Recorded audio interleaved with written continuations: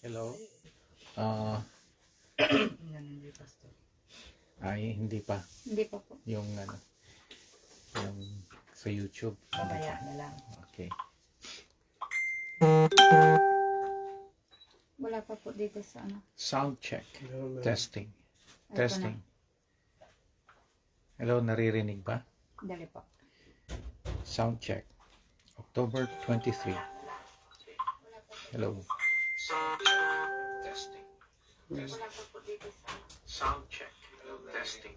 Meron na. Testing. Naririnig? Ito. Okay. Bakit ako natulog?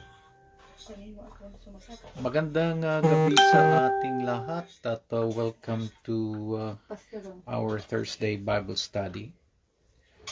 At ngayon po ay October 23, 20, and 25. October 23, 20, and 25. Welcome po sa ating Thursday Bible Study. Magandang gabi po sa ating lahat. Ang ating scripture background ay dito po sa 2 Peter chapter 1 mula sa verse 5 hanggang sa verse 11. 2 Peter chapter 1 verse 5 hanggang sa verse 11. Magandang gabi po sa ating lahat.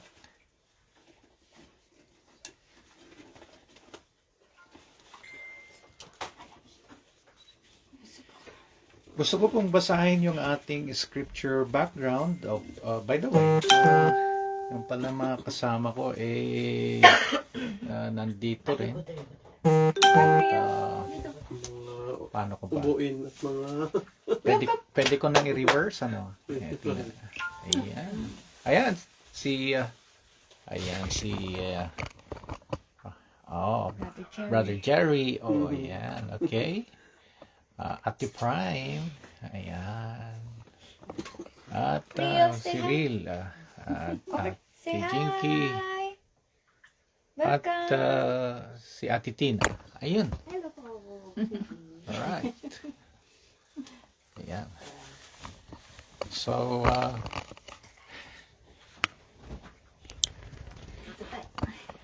muli ay magandang gabi po sa ating lahat. At magandang gabi, Brother Rocky. Hello. Si Ate Gracia. Ate Ermeline. Magandang gabi po sa ating lahat. Again, dito po tayo sa 2 Peter chapter 1 verse 5 to 11. At dito po sa verse 5, babasahin ko po starting from verse 5. For this very reason, make every effort to add to your faith goodness, and to goodness knowledge, and to knowledge self-control, and to self-control perseverance, and to perseverance godliness, and to godliness mutual affection, and to mutual affection love. For if you possess these qualities in increasing measure, they will keep you from being ineffective and unproductive in your knowledge of our Lord Jesus Christ. But whoever does not have them is nearsighted and blind, forgetting that they have been cleansed from their past sins. Therefore, my brothers and sisters, make every effort to confirm your calling and election. For if you do these things, you will never stumble, and you will receive a rich welcome into the eternal kingdom of our Lord and Savior, Jesus Christ. So, yan po mga kapatid, ang ating napiling scripture background dito po sa 2 Peter chapter 1 magmula sa verse 5 hanggang sa verse 11. Ang ating nagamit po na version ay yung New International Version. Magandang gabi po mga kapatid. Alright, tingnan natin. So, ang ating tanong ay eto nga po, may tanong na patungkol po sa character. Mahalaga ba ang character, magandang character sa ating pananampalataya? Is good character important to our faith? Okay? There's a question na somehow ay nagiging issue na rin po sa atin. Dahil nga po ay syempre, when it comes to salvation, ang argumento ho natin ay tayo ay naligtas sa pamamagitan ng biyaya ng Diyos. We are all saved by God's grace. For by grace are you saved through faith, di ba? So, kaya yung iba, napapansin natin na dahil nakafocus tayo sa salvation by faith,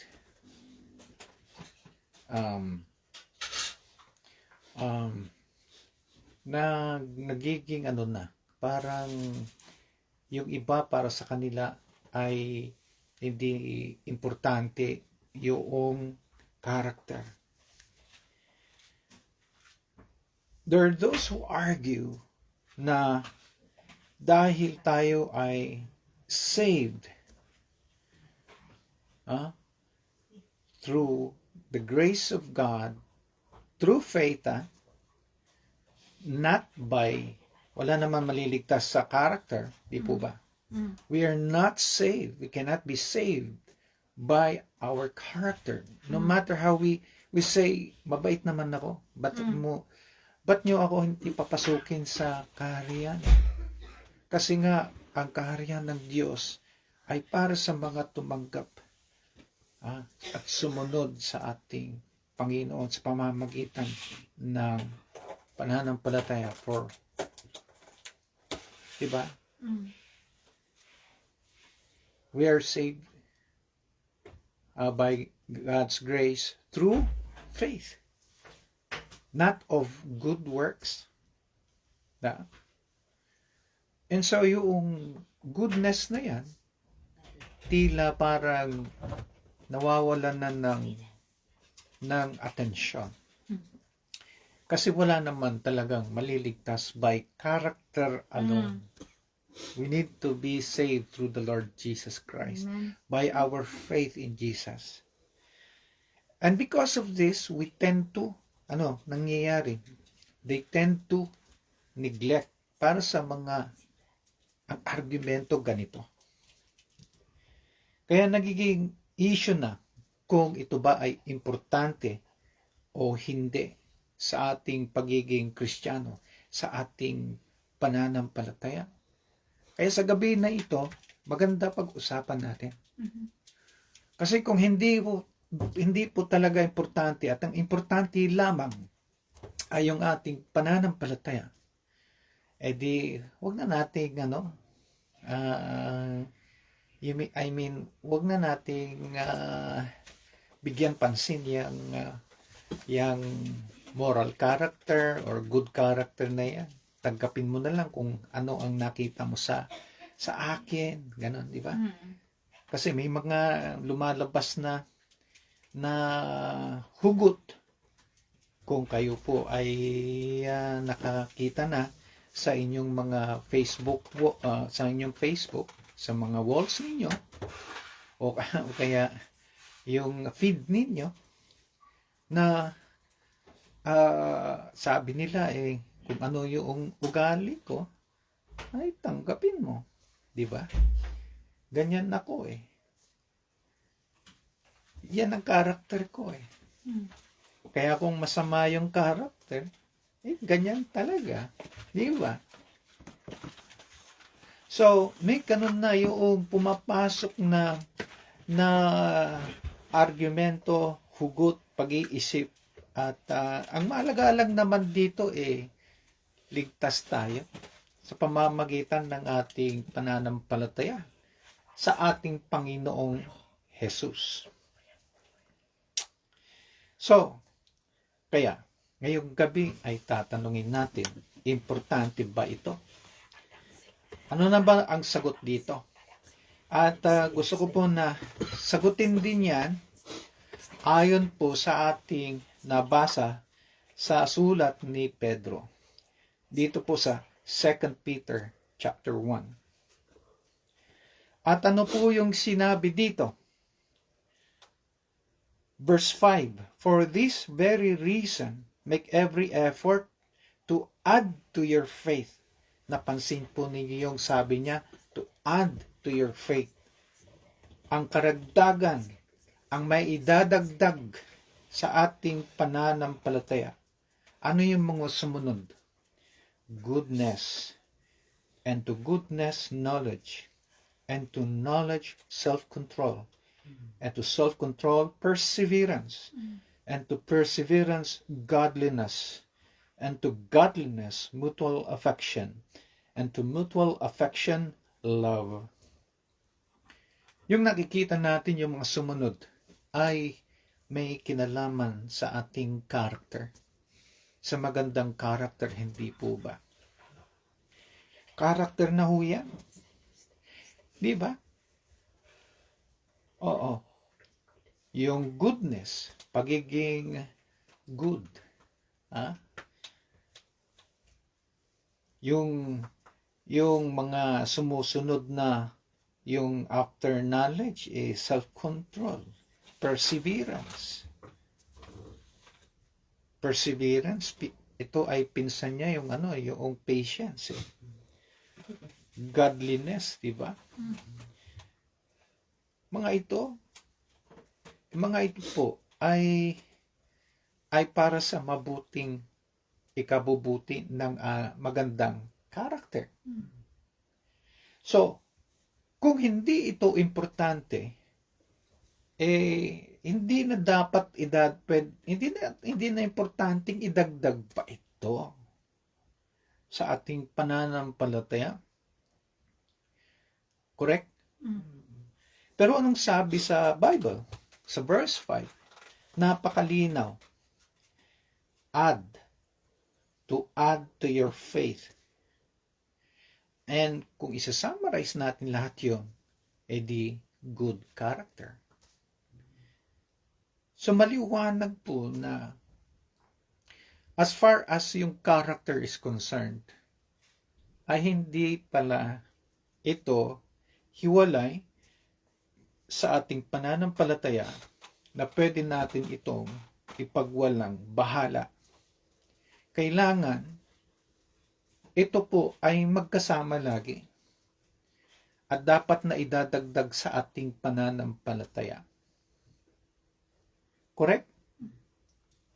Kaya walang kaduda-duda dito sa ating nakita na talagang eto nga, pati ang Biblia, sinagot na po niya na na ang pananampalataya or faith at good character ay kailangan magkasama. Amen po ba? Amen. Yan. So, kasi ulitin natin, may pati na rin mga mananampalataya na sumasabay sa ganoong hugot na okay lang na yung ilabas niya ang kanyang masamang natural daw na na ugali na hindi maganda dahil yun daw ang kanyang pag-uugali at dapat tanggapin mo na lang kasi Yan ako eh. Ganun siya. Mga ganon eh. Napansin ba ninyo yon? Yung mga ganyang hugot? Kaya napakahalaga na nag-iingat po tayo. Dahil tignan natin kung totoo na okay lang na tanggapin natin. Pero maliwanag na sabi dito sa Biblia, kailangan idagdag pa rin natin sa ating pananampalataya ang magandang pag-uugali, ang magandang karakter. Tignan ninyo ang unang sermon ng Panginoon. It was a sermon not filled with theological issues. The content was not theological, but it was moral and ethical. So, ang dami niyang ang tinuro na may kinalaman sa sa karakter natin. And kaya mga kapatid, napakahalaga na nakikita natin itong katotohanan sa gabi na ito. And because ito ay nakita natin na ang karakter at pananampalataya ay hindi pwedeng ihiwalay. Ang issue natin sa gabi na ito, kung ito ay importante sa ating pananampalataya, edi ano na ang dapat nating gawin? Ano po yung dapat nating gawin? At yan ang ating hahanapin sa ating scripture background. Hindi tayo lalabas dyan para tayo ay makikiisa sa sumulat nito, si Pedro, isa sa mga disciples ng Panginoong Jesus. At bago ang lahat, bago natin ituloy, tayo muna ay manalangin. Let us pray. Panginoong Diyos Ama, sa oras na ito, maraming salamat po sa gabi na ito na inyong binigay. Gusto po naming makita, Panginoon, ang sagot ng aming tanong. Kung importante nga po ba, kung importante, mahalaga ang magandang karakter, ano po ang dapat naming gawin? Pagsikapan naming intindihin mula sa aming napiling scripture background, at nawa ay magkaroon kami ng tamang pananaw at pag-uunawa. Kinukumit namin, Lord, ang lesson na ito para sa aming lalong kalaguan. In Jesus' name, we pray. Amen. Okay, at yan ang ating topic, yan ang ating issue. At patuloy po tayo. At before that pala ay magandang gabi din kay Ate Florita. Ayan. Sino pa po? At Brother Edgar, Brother Don. Ate Gracia, Brother Don, Brother Rodel, Sister Emma. Sister Ermeline. Ayan. Magandang gabi sa inyo po. At sa mga nanonood na hindi namin makita ang inyong reaction or comment, magandang gabi din po. So yung tanong natin, if it is important that good character is important, then ano yung dapat nating gawin? Umpisahan natin sa verse 8. Dito po tayo sa verse 8. Nasulat, for if you possess these qualities in increasing measure, they will keep you from being ineffective and unproductive in your knowledge of our Lord Jesus. Sa konteksto ho nito, meron pong nabanggit sa verse 8, for if you possess these qualities, referring to what? Yung magandang character. Itong qualities na ito, in increasing measure.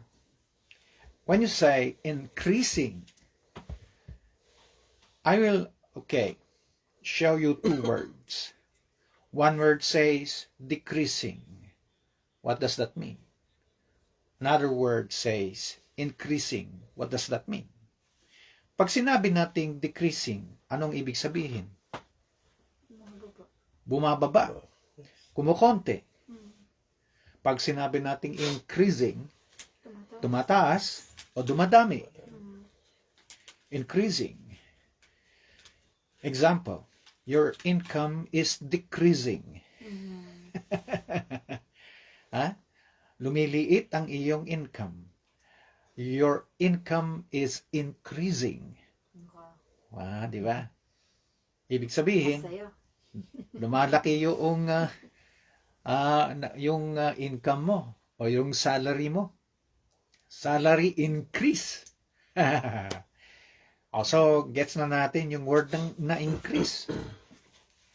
If that's the case, ibig sabihin, may kinalaman ito sa paglago, paglaki o paglago o pagdami. In other words, number 1, kung ano yung dapat nating gawin, kailangan nating lumago to grow in good character. Kung importante ang character, ang magandang character, then kailangan natin lumago sa character na ito. Dahil nabanggit yung increasing, ibig sabihin, may pinanggalingan na nasa baba. It does not make sense to say increase kung nasa taas ka na. Ibig sabihin, may pinagsimulan sa mababa. To understand the word increase. Correct? And so, ibig sabihin, tayong lahat ay kumbaga sa ating sinasabing qualities na character. Wala sa ating lahat ang yung nagsimula na malago na. Meron pa rin yung mga character sa atin na masasabi natin na kailangan ng improvement. Kailangan na dagdagan. Even the word add, dagdag, speaks of the word increase. Di ba? So, sino ba dito ang nakita niya na ang sarili niya ay nag-improve ang kanyang character? Na nakita niya yung pinagkaiba. Bago niya tinanggap ang Panginoon. Dati ako ganito, ang sungit-sungit ko. Ngayon, nabawasan na. Kahit medyo may konting, May self-control. diba? Dati ako talagang hindi ko mapigilan talaga yung sarili ko na magsalita ng masama. Ayan. Dati akong nagmumura. Ngayon, konti na lang.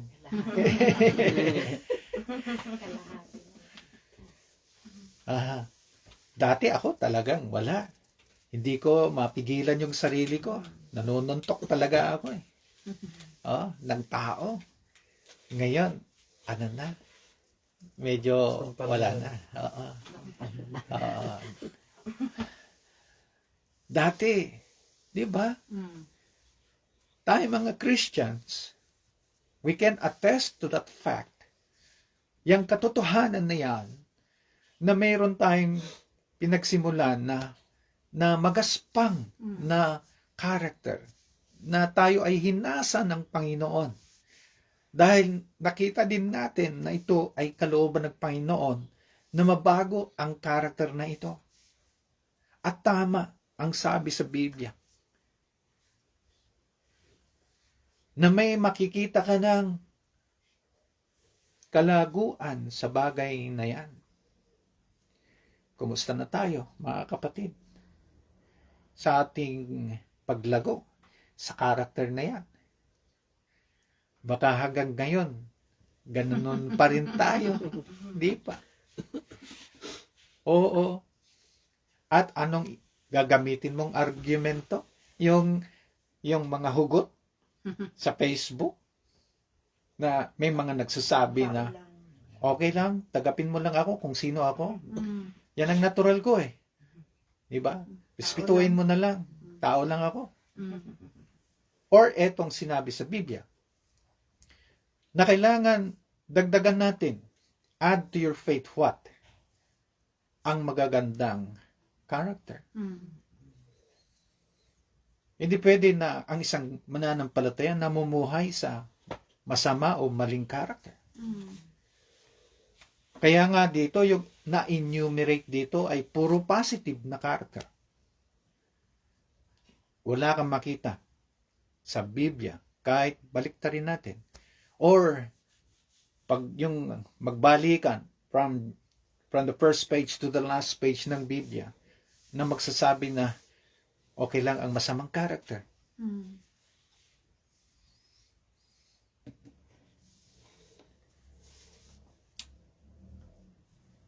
Now, meron kasi din sa verse 9, sabi niya, whoever lacks these traits is nearsighted to the point of blindness, having forgotten that he has been cleansed from his past sins.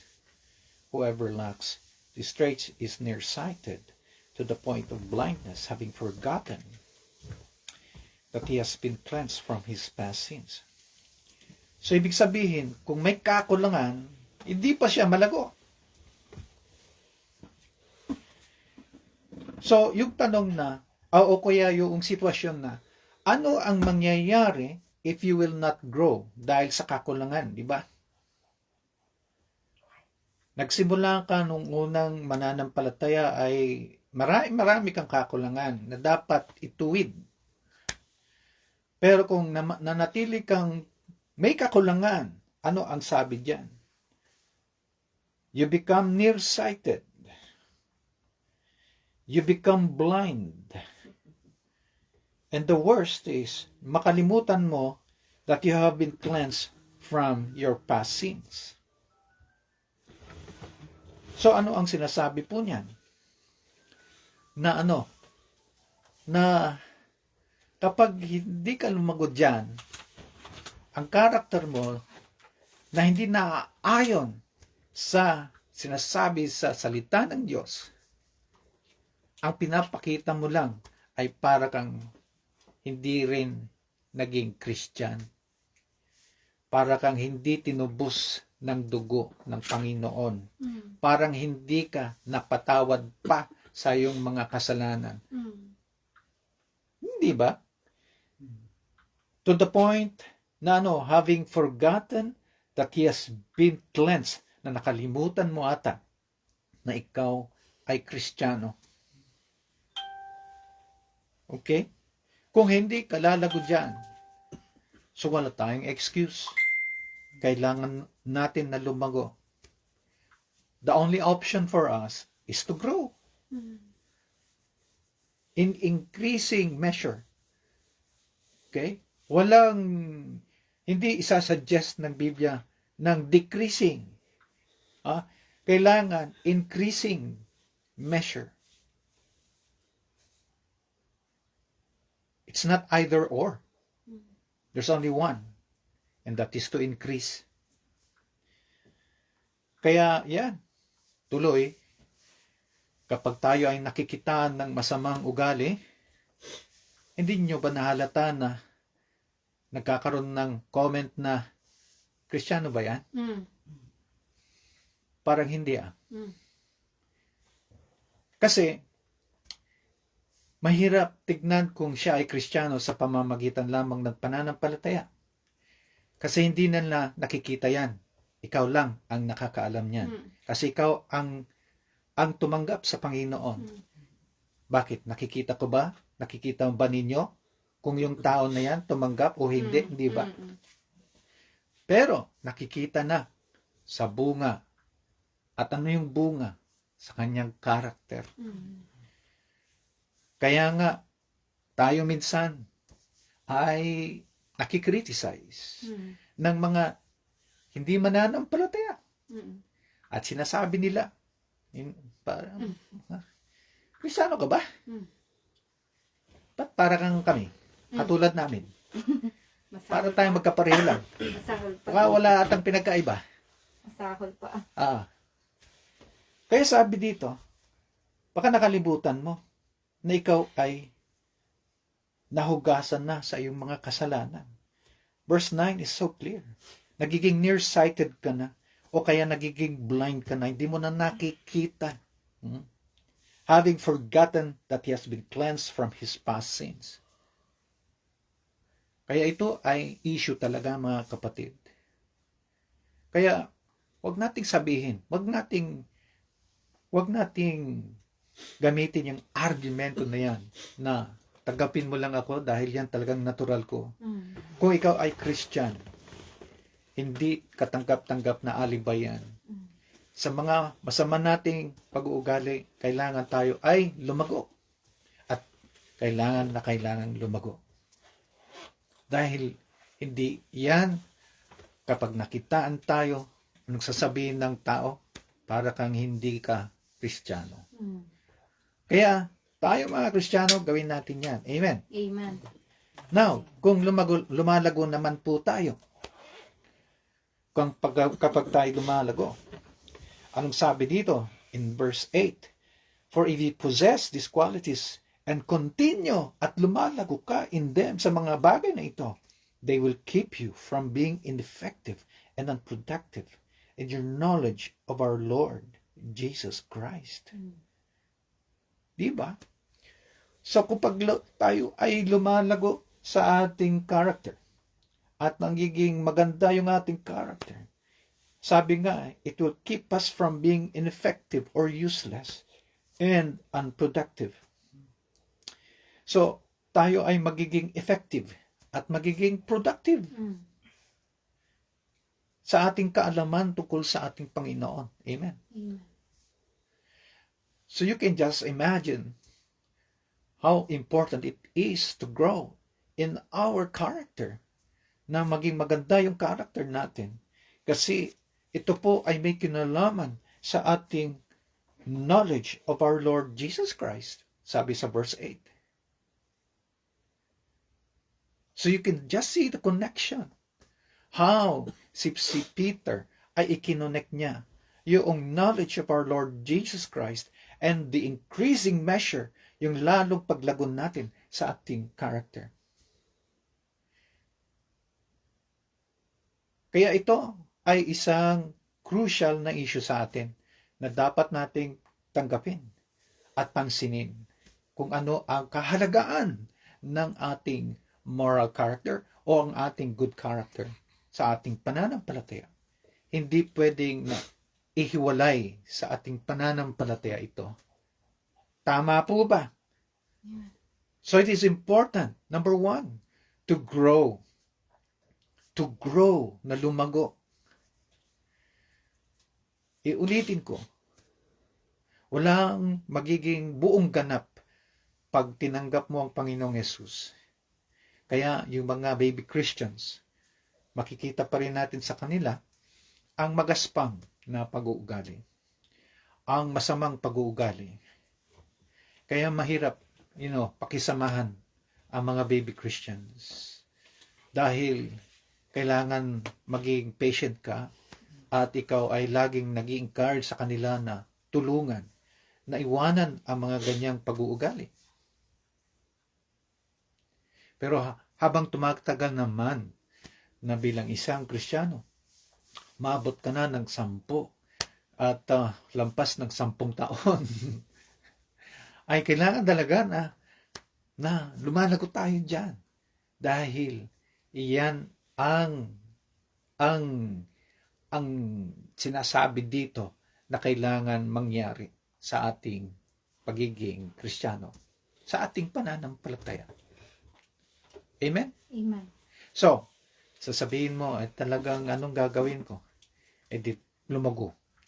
Okay? Hanggang saan po ba ang inyong kalaguan? Ang ating kalaguan.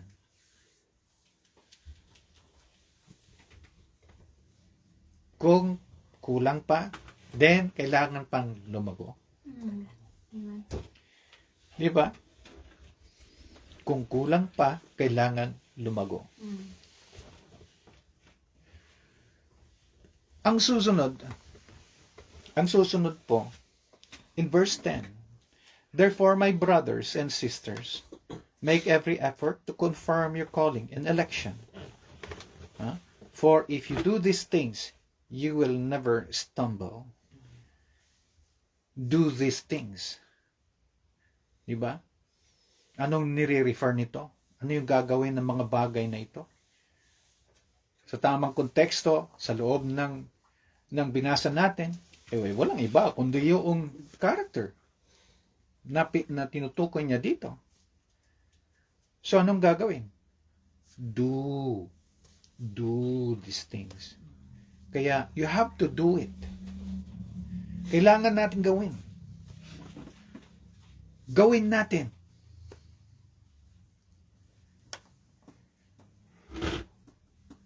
Alam nyo, kanina yung sinasabi natin, okay, lumagoya. Pero salita lang yon. Hindi mangyayari yon kung wala yung number 2. Ano? Do it. Gawin mo. Amen.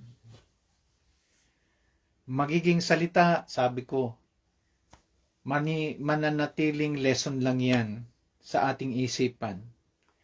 Pero sa aplikasyon, magiging maganda ang epekto kung gagawin natin yan. Amen. Do it. May mga nakakatuwa dito na sinabi din. Bakit kaya? Bakit kailangan gawin? Tingnan ninyo. For if you do these things, you will never stumble. You will not stumble. Bakit? Nakakatisod ba ang ugali? Nakakatisod ba ang ugali? Opo. Kasi stumble eh. Aba, may alam si Peter na maaring nakakatisod. Ang magandang ugali o masamang ugali? Masama. Masamang ugali. Nakakatisod po yan. Pero kung maganda, hindi ka matitisod. Pero kung hindi maganda, matitisod ka. Ayan nagsabi dyan eh. Kaya ito, napakahalaga na bagay na bakit pinag-iingatan nating lahat na bilang mga mananampalataya ay binabantayan lagi natin yung ating masamang ugali. Na kung maaari tayo ay lumalago dyan at lalo pa nating pinapaganda yung ating ugali para walang matitisod sa atin. Sino magsasabi na wala pang natisod dahil sa masamang ugali? Nasubukan na ba ninyong natisod dahil sa masamang ugali?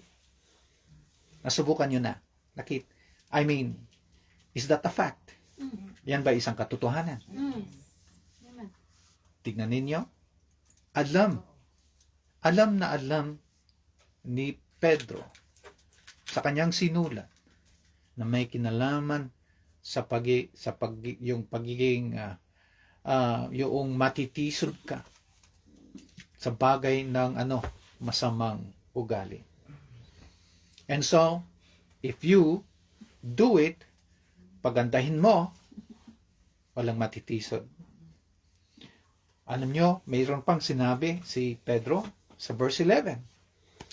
At nasulat, and you will receive a rich welcome into the eternal kingdom of our Lord and Savior Jesus Christ. It is a follow-up of verse 10.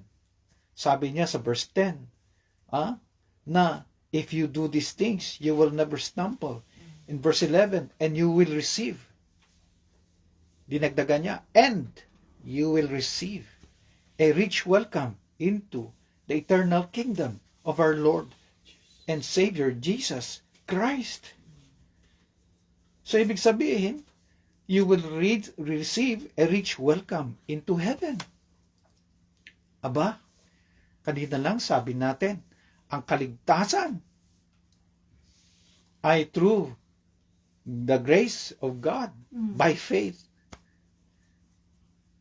I'm not suggesting na pwede kang, hindi ko sinasabi na may pupunta sa langit dahil sa good character alone. Pero, you need to have a second look sa sinasabi ni Peter na kailangan nakasama sa ating pananampalataya ang ating magandang character. Why? Because if you do, you will receive a rich welcome into the eternal kingdom of our Lord and Savior Jesus Christ. Wow. Grand entrance.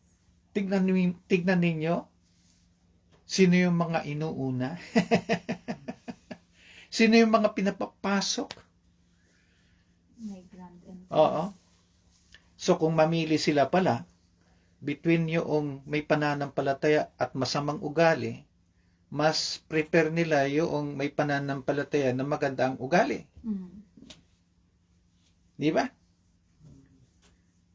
O nga naman, pupunta ka sa langit, tapos mangyayari, ganun na naman ang makakasama mo, mga masasama ang ugali.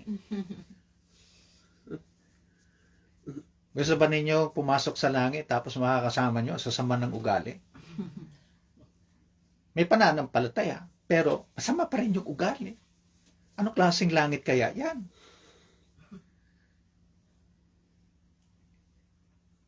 Right?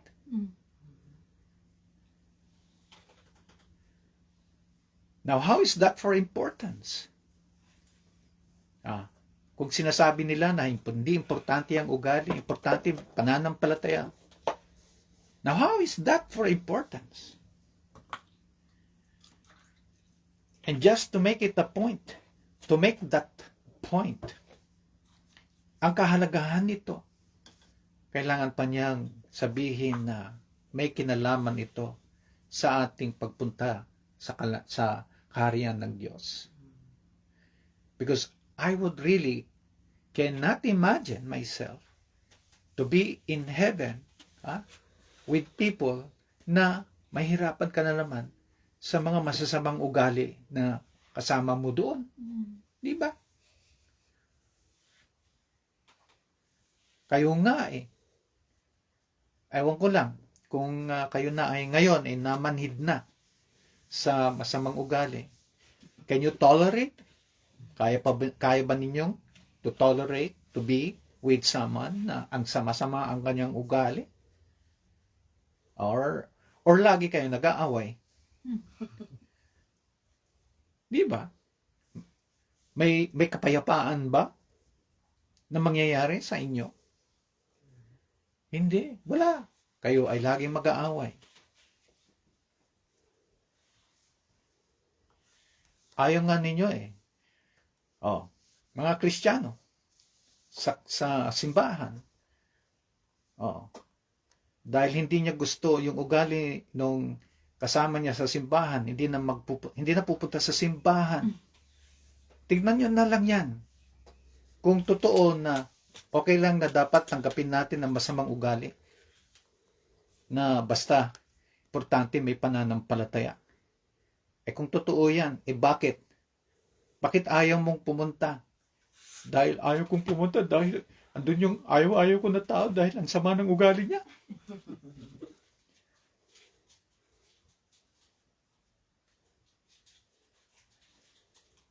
So, maliwanag mga kapatid na napakahalaga na isagawa natin ito. Sinasabi na, do these things, good character, and you will not stumble. And at the same time, you will receive a rich welcome into heaven. Kahit hindi maganda ang ugali ng makakasama mo, ang mahalaga, ikaw ang lumalago. Huwag ka magpa-apekto. Dapat ikaw ang lumalago. Dahil siya naman, may responsibilidad na lumago din. Lahat tayo. Walang excuse. Mm. Amen po ba? Amen.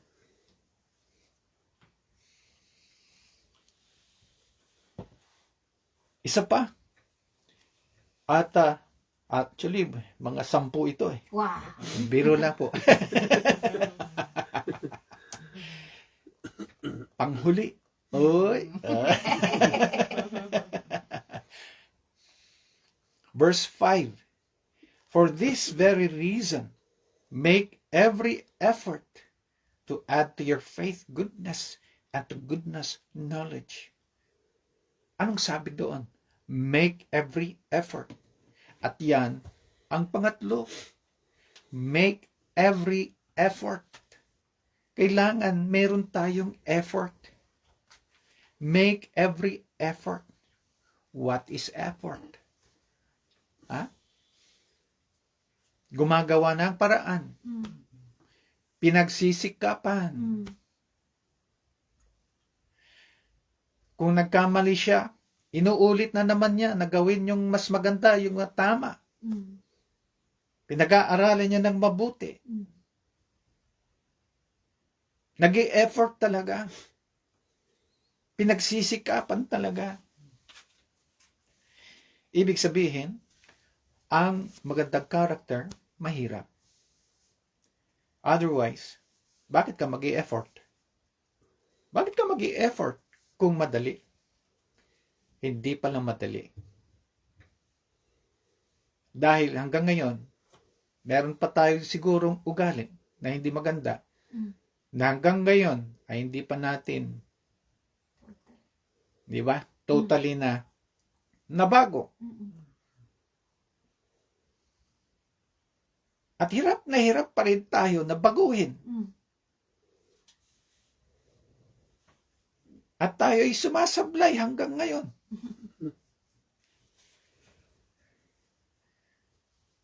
Kasi kung madali,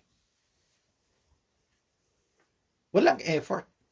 Pero sabi ng Biblia, make every effort. So, kailangan pagsikapan, mga kapatid. Huwag tayong mapagod. Talagang ganyan. Ang hirap magbago. Mm. Mahirap magbago. Na hanggang ngayon, meron pa rin yung mga bagay na hindi pa rin na totally na bago ng Panginoon. Kailangan patuloy yung pagbabago. Mm. And it will not happen unless we continue to make every effort. Mm. Kailangan natin mag-effort. Yan ang sagot natin sa mga napagod na. At usually, ang mga napagod na sa ganyan, na naubusan na ng effort, tagapin mo na lang ako. Talagang ganito na talaga ako eh. Walang magagawa eh. Hopeless na. Huwag kayong maniwala sa ganyan. Hindi namatay ang Panginoong Yesus na tayo ay matatalo in the end. Dapat maniwala tayo na namatay ang Panginoon para sa atin at para mabigyan tayo ng ganyang kapangyarihan, ang kanyang kapangyarihan na mabago ang mga bagay na kailangan mabago sa ating buhay. Tignan niyo si Peter. Siya mismo ang sumulat nito. Pero may mga simula ng kanyang pagbabago. Noong una, mainitin ang ulo. Oo, si Peter. Ang karakter niya, konti lang, mainit na yan. Madaling magalit. Tignan ninyo, hanggang sa bandang huli ng ministry ng Panginoon, di ba? Napansin nyo? Bumunot siya ng sandata. Ano nangyari? Natigpas yung tenga nung humuli sa kanila. Hindi po ba? At sabi ng Panginoon, wag.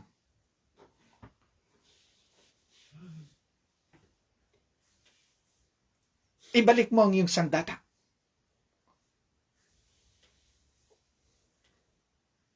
At the spur of the moment, nagawa ni Peter yun. Di lang yan. Todo deny. Hindi lang isang beses. 3 beses. How is that for a character? Diba?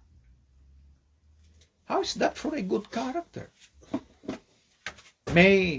Meron siyang sinimulan mula sa masamang character hanggang sa pinabuti pa niya ang kanyang character.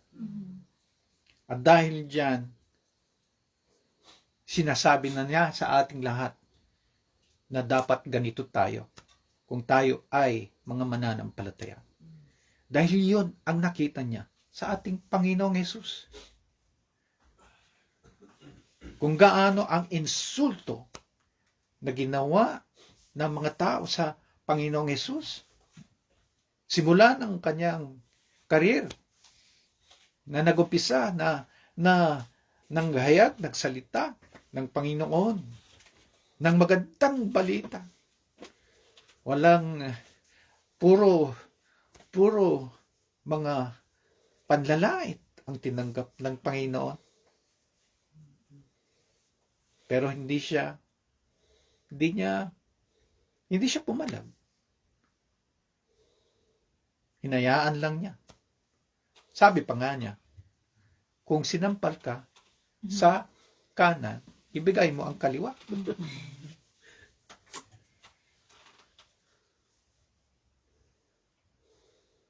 Saan ka ba naman nakakita ng ganyan?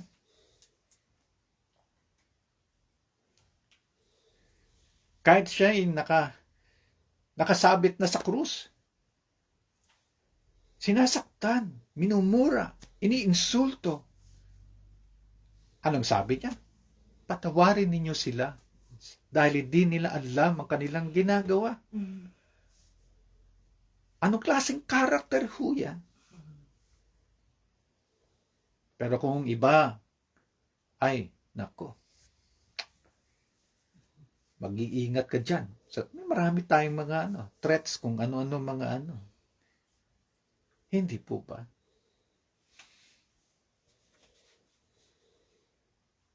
Napakahirap. Sa simula, lalong mahirap. At habang lumalagot tayo, ay syempre, magiging eksperto na tayo. Pero kailangan natin ng effort. For as long as there is effort, we can succeed. Sa tulong ng Panginoon. Effort is the answer to a difficult practice of a good character. Kaya tayo sinasabihan na dito, make every effort. Kasi kung hindi ka mag-effort, walang success.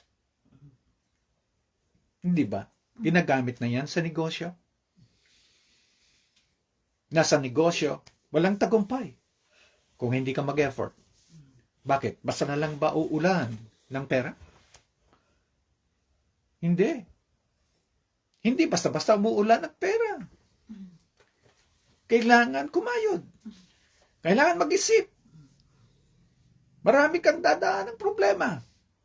At pagsikapan ng mga bagay na dapat pagsikapan para umasenso.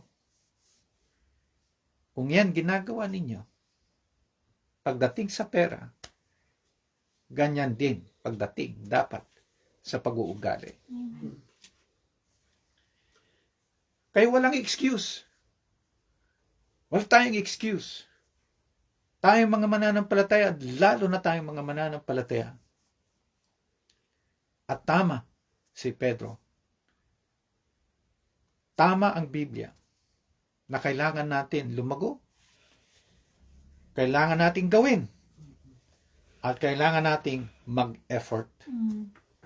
God is good. All the time. And all the time. God is good. Okay, mga kapatid, sa oras na ito, iyan po yung lesson natin. Dadagdagan ko sana, pero huwag na. Sa susunod na lang, nakabanata. May question ba tayo? May comment ba tayo? Maliwanag po ba sa atin? Maliwanag po. So yan, mga kapatid, kung ano pa ang kailangan nating ayusin natin. Kung alam mo na masamang ugali, meron kang masamang ugali na hindi ka pa lumalago dyan, palaguin mo na maging maganda. Pagandahin mo. Hindi mo lalong pasamain yan. Pagandahin mo.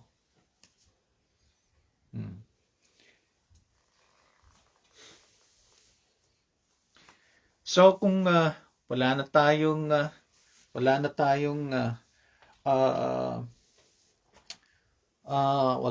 comment or wala tayong question at malinaw sa atin, ay syempre dadako na tayo sa ating prayer. So ang tanong, ikaw ba ay nahihirapan sa paglago ng isang pag-uugali na masama, na alam mo masama pero nahihirapan ka pa rin? Meron ka ba niyan? Nahihirapan ka ba na may isang maganda na pag-uugali pero hanggang ngayon hindi mo pa rin magawa-gawa? Ayan. Ikaw ba ay nahihirapan na pagsikapan ang bagay niyan? Ano ba yung humahadlang dyan? Yung mga ito ang dapat nating ilapit. Hindi pwede na hiwalay ang pananampalataya sa magandang pag-uugali o sa magandang character. Dapat sumasabay din yung magandang pag-uugali. Sabi nga natin kanina, baka dahil dyan hindi na makita kung ikaw ba'y talagang Kristiyano, totoong Kristiyano. Tama? We are often criticized by our character, not by our faith.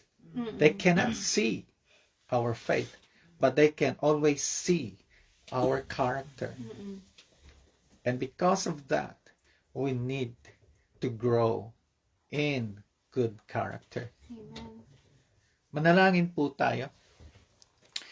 Panginoong Diyos Ama, sa gabi na ito, muli ninyo kami ay binigyan ng ganitong paalala. And it is our prayer na kami ay lalago sa aming mga hindi magandang pag-uugali.